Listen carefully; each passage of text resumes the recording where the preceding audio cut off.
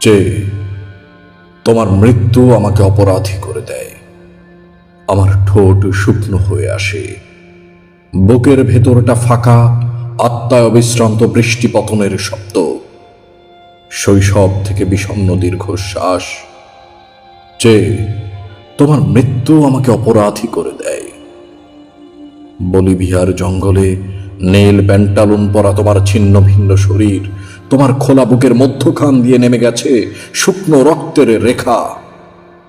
চোখ দুটি চেয়ে আছে, সেই দৃষ্টি এক গোলার্ধ থেকে ছুটে আসে অন্য গোলার্ধে। যে তোমার মৃত্যু আমাকে অপরাধী করে দেয়। শৈশব থেকে মধ্য যৌবন পর্যন্ত দীর্ঘ দৃষ্টিপাত। আমারও কথা ছিল হাতিয়ার নিয়ে তোমার পাশে দাঁড়াবার।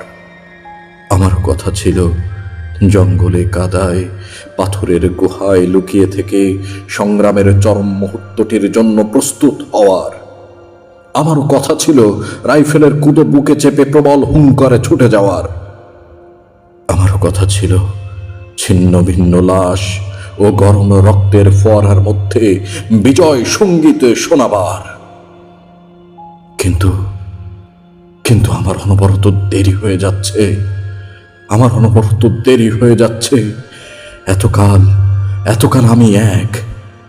আমি অপমান সয়ে মুখ নিচু করেছি, কিন্তু কিন্তু আমি হেরে যাইনি, আমি মেনে নেইনি। আমি ট্রেনের জালনার পাশে, নদীর নির্জন রাস্তায়, ফাঁকা মাঠের আল পথে, শ্মশান তলায়, আকাশের কাছে, বৃষ্টির কাছে, বৃক্ষের কাছে, হঠাৎ ওঠা ঘূর্ণি ধুলোর ঝড়ের কাছে আমার শপথ শুনিয়েছি।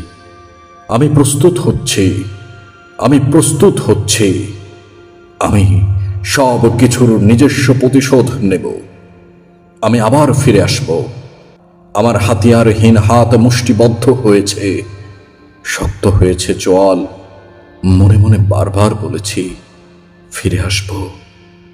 যে তোমার মৃত্যু আমাকে অপরাধী করে দেয়। আমি এখনো প্রস্তুত হতে পারিনি। আমার অনবরত দেরি হয়ে যাচ্ছে। আমি এখনো সুরঙ্গের মধ্যে আধো আলো ছায়ার দিকে রয়ে গেছি। আমার দেরি হয়ে যাচ্ছে। যে তোমার মৃত্যু আমাকে অপরাধী করে দেয়।